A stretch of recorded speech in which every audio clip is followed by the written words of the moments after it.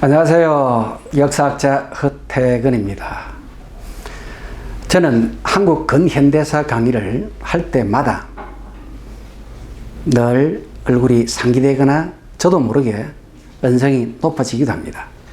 그 이유는 러일 전쟁이 한반도 지배권을 놓고 다툰 전쟁인데도 불구하고 그 전쟁이 동양 평화를 위한 전쟁이라고 생각했던 당시 지식인들 때문입니다.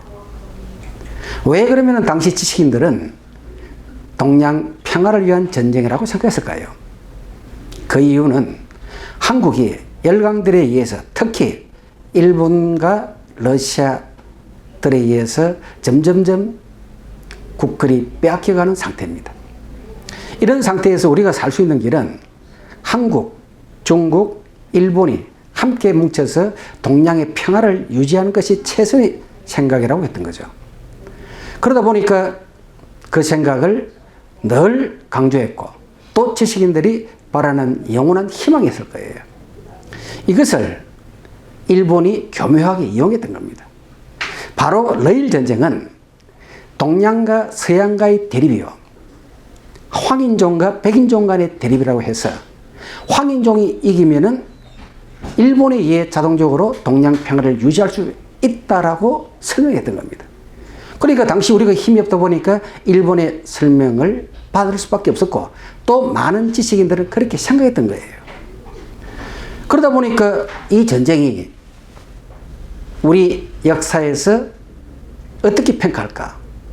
다시 말해서 이 전쟁은 엄연히 한반도에 관한 지배권을 놓고 다툰 전쟁인데 동양 평화론을 위해서 붙은 전쟁이라고 했고 또 당시 언론이나 지식인들은 이 전쟁에 일본이 이겨야 하고 일본을 도와줘야 된다고 했습니다. 그 증명사료는 뒤에서 보여드리겠습니다. 그 다음 두 번째 화가 나는 이유는 을사늑약이 있기 직전에 당시 우리가 생각하는 것보다도 많은 사람들이 일본의 콜라보 세력으로 붙었다는 거예요. 그건 무슨 말이냐? 자신의 권력과 안위를 위해서 이 권력에 붙어서 자신의 부귀 영화를 누리려고 했던 겁니다.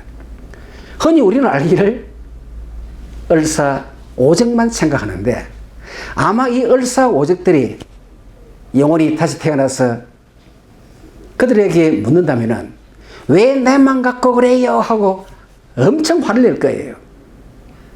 다시 말해서 이 사람들 외에 우리가 생각한 것보다도 많은 사람들이 국권 피탈 과정에 동조했던 친일셀이 있었다는 데에 대해 대단히 화가 나기 때문이죠. 마지막으로 우리는 우여곡절 끝에 광복이 아닌 해방을 맞이했죠. 그 해방을 맞이하고 나서 당연히 친일파들은 처단이 되어야 되는데도 불구하고 오히려 이 역사의 정치와 경제와 문화와 그리고 학생들을 가르치는 주체가 된 거예요. 뿐만 아니라 역사를 쓰는 주체가 바로 이 친일파들입니다. 여러분, 우리는 그 책을 배우고 공부해서 시험을 쳤고 그리고 공무원이 되었고 그 공무원들이 국정을 지금 집행하고 시정을 집행하고 군정을 집행합니다. 그러니 이 사람들은 당시에 배웠던 그 역사가 사실인 줄을 알고 있고 그것을 바탕으로 지금 국가 정책이나 또는 의식 행사를 치러왔던 거예요. 그 대표적인 행사가 노무현 대통령 취임식 때 희망의 나라라는 그 노래를 취임식 곡으로 연주를 했다는 사실입니다. 참 웃지 못할 일이에요. 뿐만 아닙니다. 내가 초등학교 다닐 때에 그때는 또 초등학교를 안 했죠. 그죠? 국민학교를 했습니다. 왜 이름이 국민학교냐? 그것도 천황의 충성스러운 신하를 만드는 황국신민화 교육에서 글자를 따가지고 국가 민자를 따서 국민학교를 한 거예요. 그 이름부터가 벌써 친일 교육을 시키고 일본 왕가의 복종을 시키는 교육을 시킨 겁니다. 그것도 모르고 계속 국민학교 시키는 거예요. 그 이름 바꾸자고 많은 학자들이 투서를 넣고 진정서를 넣고 한 결과 김영삼 대통령 시절에 그것이 겨우 바뀌었던 거예요. 그뿐만 아니에요. 우리가 초등학교 때 배웠던 노래 퐁당퐁당 돌을 던지자 기억나시죠? 두꺼봐 두꺼봐 헌집 줄게 새집 따오 아실 거예요. 학교 종이 땡땡땡 뿐만 아닙니다. 이 많은 노래들이 일본 전래 동요이고 이 전래 동요를 우리 교과서에 실어서 가르치는 이유가 뭘까요? 그건 바로 친일파들이 자신의 친일 행위를 정당화시키거나 미화시키거나 또는 일본에 대한 차이를 격을 좁히기 위해서 어려서부터 그런 음악을 교과서에 실었던 겁니다. 이뿐만이 아니죠. 우리가 아마 70년 후반 80년 초에 대학을 다닌 사람들은 군부 정권에 저항하면서 불렀던 많은 노래들 중에 하나가 선구자입니다. 일송정 다 아실 거죠, 그죠? 이 노래를 부를 때면은 만주벌판에 광복군 단들이 총을 들고 일본을 향해 달려갈 때 불렀던 노래로 생각하고 있습니다. 근데 그게 아니단 말이에요.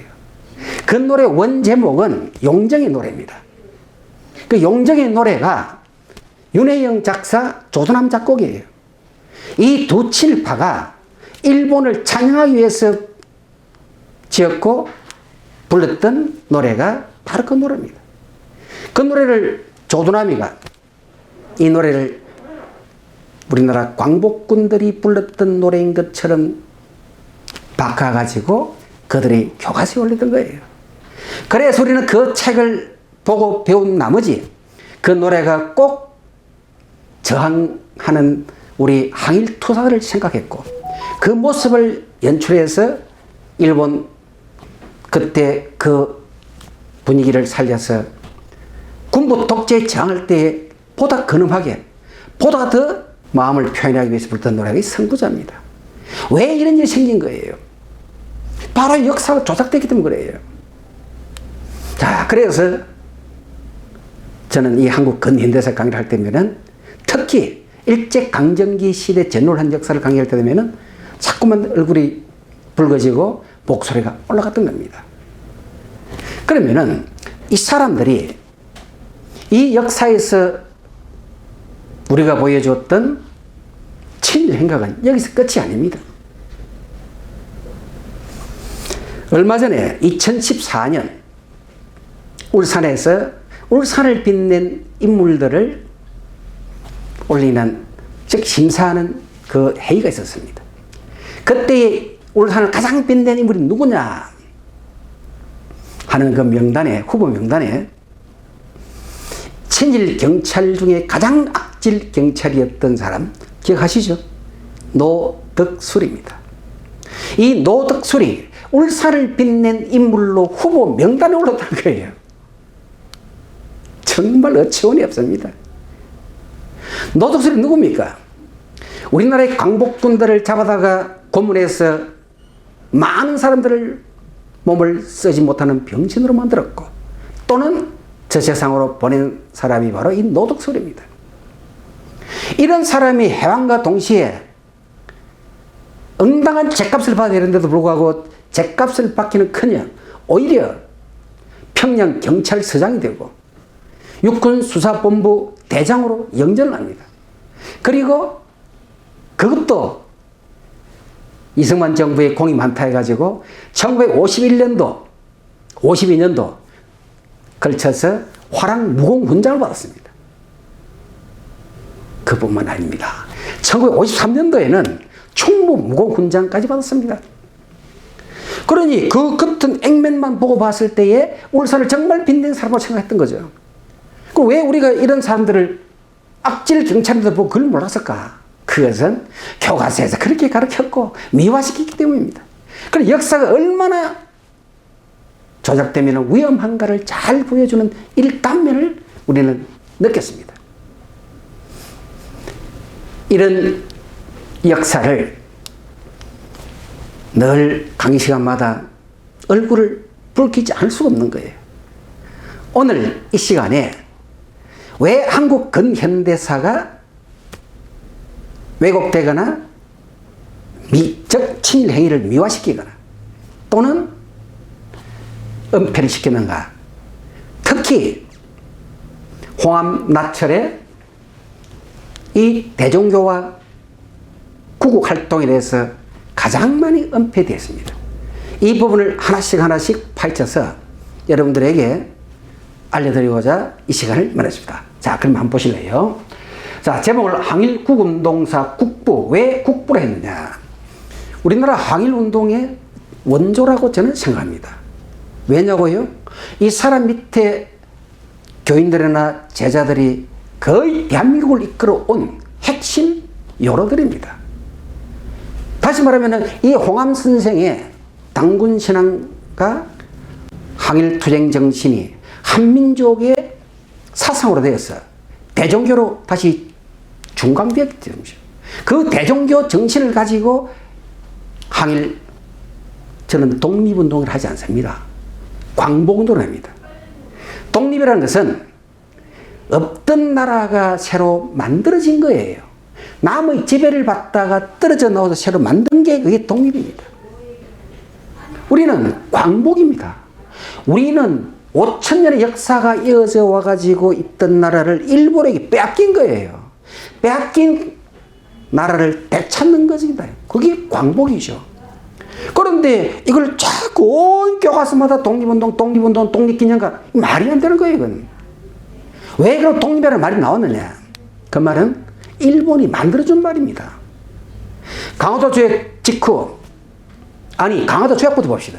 강화도 조약에 보면은 조선은 자주 독립국이라는 조항이 딱 나옵니다. 그부터 틀린 거예요. 왜 그러면 일본은 조선은 자주 독립국이라는 말을 지금 넣어줬을까? 그 이유는 청나라로부터 조선 반도를 일본이 빼앗고 싶었던 겁니다. 다시 말해서 일본이 조선의 지배권을 장악하고 싶은 거예요. 그래서 청을 따돌려야 되고, 청을 따돌리기 위해서 쓴 용어가 조선은 자주 독립국을 용어로 쓴 것으로 첫 시작입니다. 그리고 갑오개혁 때에 홍범 14조에 조선은 자주 독립국이라는 말 또 나옵니다. 참 친절하다 일본이, 그죠? 우리를 일본이 그렇게 챙기는 이유가 뭔가? 바로 청을 따돌리고 조선의 지배권을 장악하기 위한 거예요. 그래서 독립이라는 말을 써준 겁니다. 그래, 그때부터 독립이라는 용어 자체가 틀린 거예요, 이거는. 그런데도 불구하고 이것을 자꾸 쓰다 보니까, 아, 독립이라는 용어가 정말 광복이라는 말로 혼용이 돼서 버렸어요. 그러다가 일제강점기 때에 지식인이 전부 독립을 쓴 거예요, 이거를. 그러다가 지금 독립을 쓴 겁니다. 자, 그런데 1945년 8월 15일 해방이죠. 우리는 광복이 아니라 엄격히 말하면은. 근데 그거는 광복절을 쓰죠. 그건 천만다행입니다. 우리가 비록 광복은 못했지만은, 해방이 됐지만은, 광복이라는 용어를 써서 광복절이라고 쓰는 그 행사를 볼 때 저는 가슴이 찡합니다. 왜? 아, 저거는 바로 써졌구나. 그럼 지금부터라도 교과서를 다 일제강점기 때 있었던 독립운동을 쓴 용어는 광복운동으로 바꿔줘야 된다는 거예요. 그래서 이 홍암 선생의 제자들 내지 홍암 선생과 뜻을 같이 했던 당군 신앙을 숭배하거나 당군 국조를 숭배하는 사람들에 의해서 대한민국이 사실상 광복운동으로 이어졌던 겁니다. 그래서 그 광복운동의 원조에 가까운 사람이 홍암 나철입니다. 그리고 이 나라를 근간을 이루어준, 골계를 이루어준 근원이 바로 당군 신앙이죠. 그래서 제목을 항일구국운동사 국부 홍암 나철과 당군 신앙이라고 붙여봤습니다. 자, 그러면 항일구국운동사 국부 나철과 당군 신앙, 조금 전에 설명했던 홍암 선생이 이 사진입니다. 이 사진은 홍암 선생이 54세 되는 해에, 즉 1916년 8월 초에 항해도 삼성사에 가셔서 순국하십니다. 유서를 남기시고, 그때 돌아가시기 직전에 찍은 사진이 바로 이 사진입니다. 생애 가장 마지막 사진이죠. 자, 그 다음 항일 무장 강복 투쟁을 이끈 대표적인 인물. 그러니까 조금 전에 제가 설명했던 대로 왜 홍암 선생은 한국 광복운동사의 국부와 같은 분이냐라고 말씀드렸습니다. 그 이유 중에 첫째는 항일 무장 강복 투쟁을 이끈 대표적인 인물이 우리 교과서에서 보십시오. 다 한국 국민이라면 다 아는 이름들입니다. 그래서 북로 군정서 총재 서일입니다. 서일 선생은 북로 군정서 하면은 청산리 전투를 이룬 대표적인 군단이죠. 그 청산리 전투 하면은 김자진 선생은 다 기억을 하는데 서일 선생은 대부분이 기억 못 합니다. 사실 북로 군정서의 그 앞에 뿌리는 대한정의단입니다. 그 대한정의단의 뿌리는 중광단입니다. 중광이라는 이름은 왜 붙었냐? 당군교를 다시 부활시킨다는 거예요. 즉, 세운다는 거예요. 레스토레이션 해가지고 다시 세운다는 거예요. 700년 전에 원간석기 때에 사라진 당군교를 천신만고 끝에 경전을 구하고 그 경전을 바탕으로 1909년에 홍암 선생이 당군교를 다시 세운 거예요. 그래서 거듭 빛을 낸다 해가지고 중광입니다. 그리고 이 중광이 그 이름을 따가지고 대종교의 상징을 따서 서일 선생이 1911년에 무장 항일 투쟁단을 중광단이라 해가지고 만주에서 만든 거예요. 그 만주에서 만든 중광단을 다시 1918년 대한정의단으로 이름을 바꾼 겁니다. 그 대한정의단 이름을 바꾼 계기는 바로 1918년 모원열입니다. 모독립선언을 만주 대종교 시당에서 39명이 발기를 하고 서명을 해서 발표한 게 모독립선언문이죠. 그 모독립선언문의 발기인 39명 중에 25명이 대종교인입니다. 그 대종교인 중에 대표적이었던 서일 선생이 그 발기를 하고 모독립선언서를 읽고 난 후에 다시 이름을 중광단에서 대한정의단으로 바꾼 거예요. 그러다가 그 이듬해 다음 해에 1919년 북로 군정서로 바꾸어서 그 밑에 직속 부하 김자진 장군에 의해 청산리 대첩을 이룬 겁니다. 그리고 보동 전투의 총사령관 홍범도, 그리고 한국 강복군 총사령관 지청천, 그리고 한국 강복군 참모장 이범석, 그리고 조선독립동맹 의장 김두봉입니다. 이 김두봉 경남 기장사령입니다. 그리고 김두봉은 우리가 북한에 가가지고 북한 김일성 종합대학 총장을, 초대 총장을 하고, 그리고 조선독립동맹의 의장을 하고, 그리고 북한에서 2인자였습니다. 그 2인자였던 김두봉은 나철 선생이 항해도 9월산으로 순명하러 가실 때 그를 모시고 간 6명의 시봉자 중에 한 분입니다. 가장 나철 선생이 아낀 제자 중에 한 사람이 김두봉입니다. 이 김두봉이 우리에게는 국문과 학생들에게는 더 잘 알려진 것이 국어학자로 더 잘 알려져 있습니다. 조선 말본, 깁더 조선 말본, 말모이 이 책을 쓰신 분이 바로 이 김두봉 선생입니다.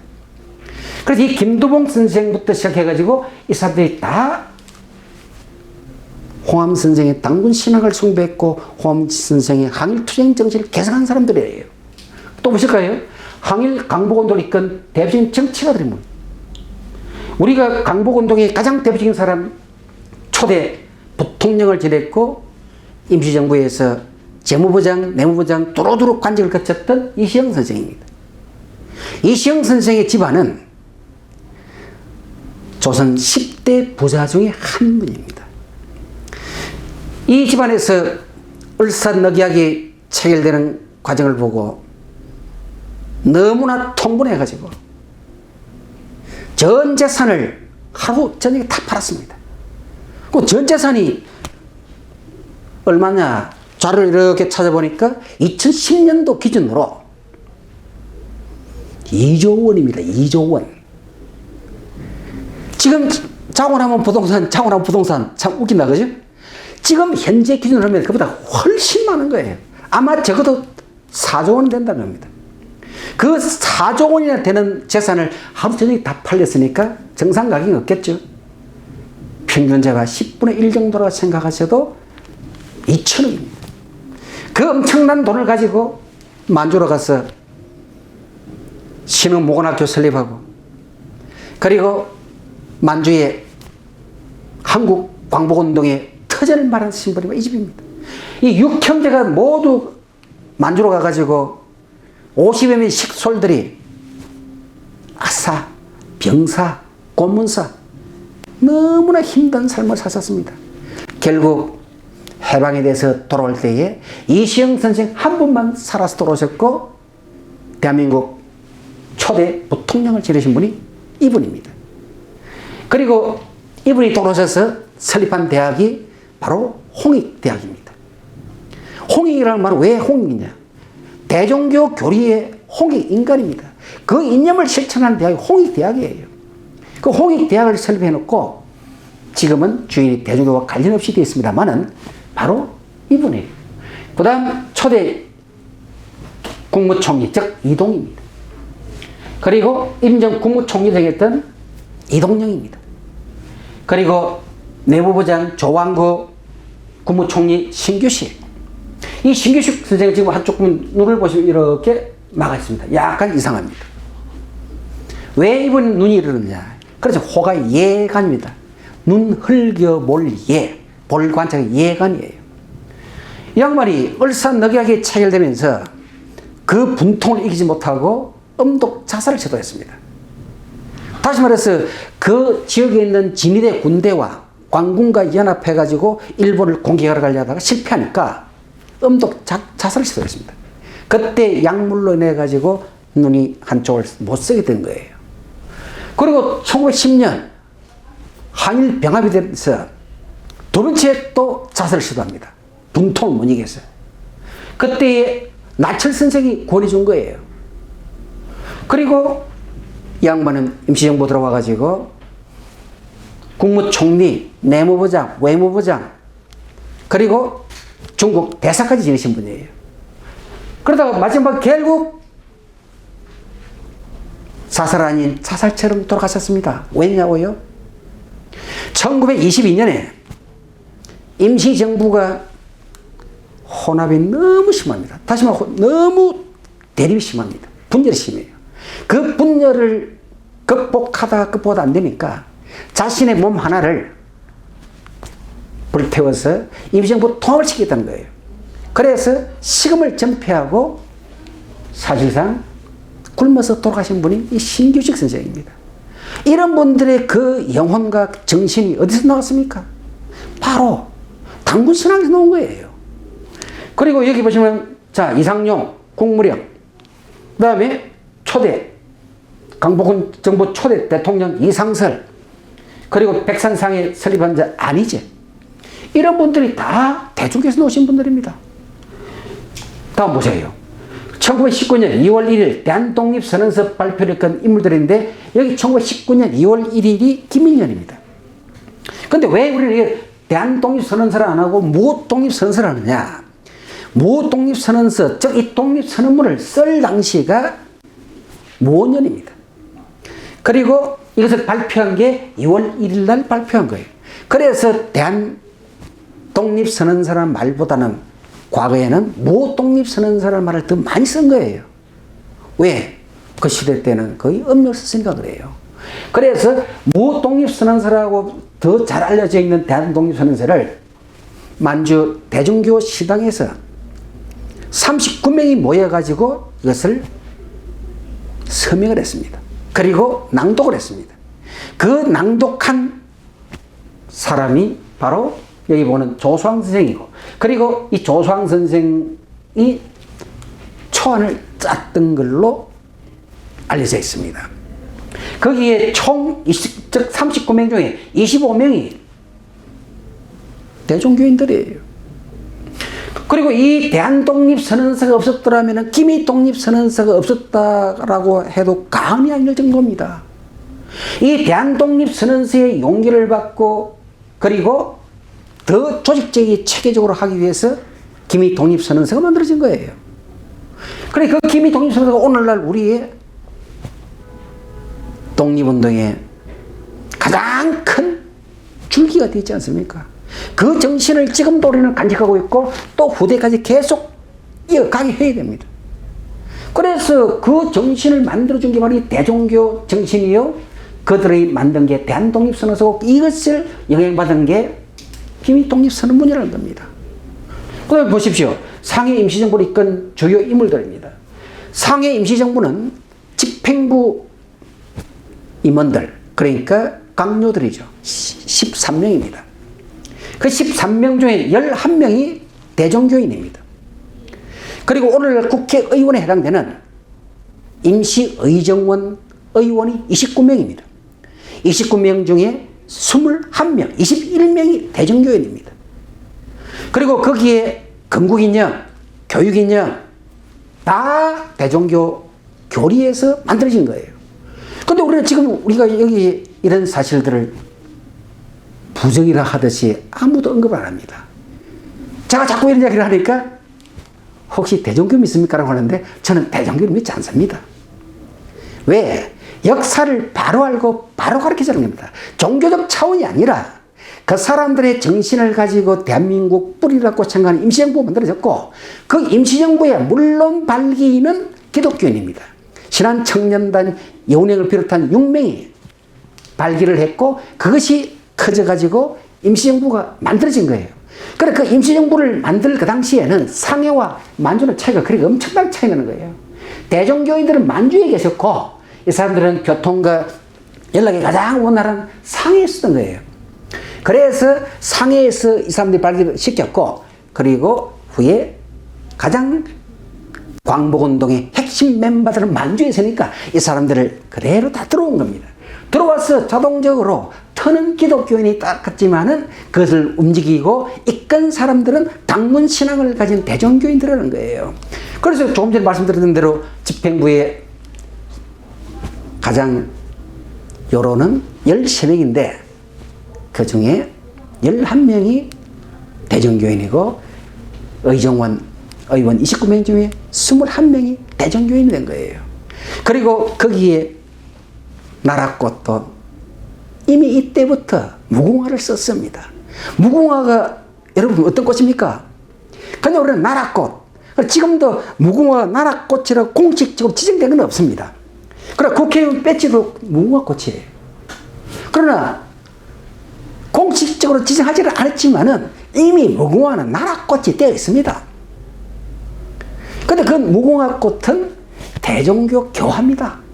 그 대종교 교화가 나라꽃 무궁화가 되어 있는 거예요. 이 존재 자체도 아무도 말하지 않고 말하고 싶지 않은 것인지 숨기고 싶은 것인지 잘은 알 수 없지만은 지금도 우리는 무궁화를 왜 나라꽃으로 쓰게 됐는지를 정확히 규명하려고 하질 않습니다. 뿐만 아니에요. 개천절. 대종교 4대 경절 중에 하나가 개천절입니다. 이미 임시정부 때부터 개천절을 국경일로 썼습니다. 그리고 이승만 정부가 들어와서도 국경일이 지금도 국경일로 쓰고 있습니다. 왜 개천절을 나라 국경일이냐? 묻는 사람도 없을 뿐더러 물을 수 있는 지식적 공간을 제공해 주지도 않고 있다는 거예요. 이게. 자, 어쨌든 홍암 선생의 정신과 항일국 투쟁사는 이 사람들에 의해서 이어졌습니다. 그리고 국헌 정신을 개성한 주요 사학자들 보세요. 신채호. 아마 초등학생에서 다 했을 거예요. 이 신채호가 국헌 사상을 가진 조선 상고사를 가장 대표적인 책인데 아와 비아론이라는 관계를 정식해서 역사를 국헌 사상으로 이끌어간 사람이에요. 그 다음 박은식. 역시 임정 초대 대통령은 이승만이지만은 후에 초대 대통령 이어서 뒤에 이승만이 해임되고 난 후에 대통령을 지으신 분이에요. 그래서 이 박은식 선생 나라 혼사상입니다. 국혼사상입니다. 그 다음 정인보 조선의 을입니다. 즉 나라의 을을 강조하신 분이에요. 그리고 차남성 불합문화노래라는 책을 써서 역시 국헌 사상을 정리하고 강조하신 사람이에요. 이분들이 다들 대종교 출신들이에요. 자, 국헌 정신을 개성한 주요 국어학자들 보세요. 이 주요 국어학자들 중에 주시행 선생, 아마 대한민국 국민이면 다 아실 거예요. 주시행 선생이 본래는 배제고등학교를 졸업했기 때문에 그 기독교인입니다. 세리명까지 갖고 있습니다. 그래서 기독교 출신이었던 주시경 선생이 홍암 선생을 만나면서 대종교로 개종을 한 거예요. 그리고 이분이 우리나라에 한글이라는 이름을 만드신 분이 바로 주시경이에요. 왜 주시경 선생이 한글이라는 이름을 만들었냐?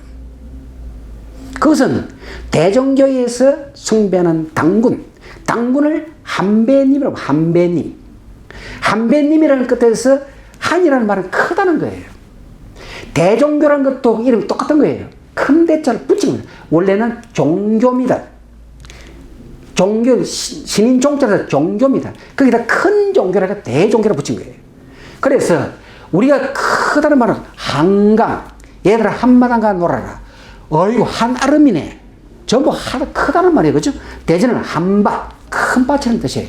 한자로 고치니까 밭에서 대진이 된 거 아니에요?